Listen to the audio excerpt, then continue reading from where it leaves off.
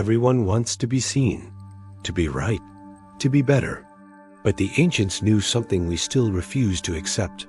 The self can be the seed of our own suffering. It is impossible for a man to learn what he thinks he already knows. The ancients saw it, warned of it, and the sages named it plainly. Ego, that voice in your head that says, I'm smarter, I'm above this, I deserve more. But the higher your ego climbs, the further your peace falls. Marcus Aurelius ruled the most powerful empire in the world, yet reminded himself daily, you could leave life right now. Let that determine what you do and say and think. Humility wasn't weakness, it was survival. The Buddha taught that the ego is illusion, a false self, obsessed with control, status, and validation. Letting go of ego isn't erasing your identity.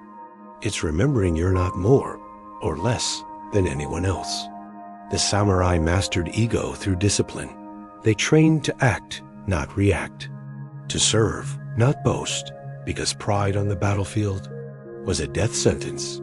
Today, ego feeds on noise, on likes, on being right at all costs. But ancient minds knew the louder the ego, the more fragile the soul. To shrink the ego is not to disappear.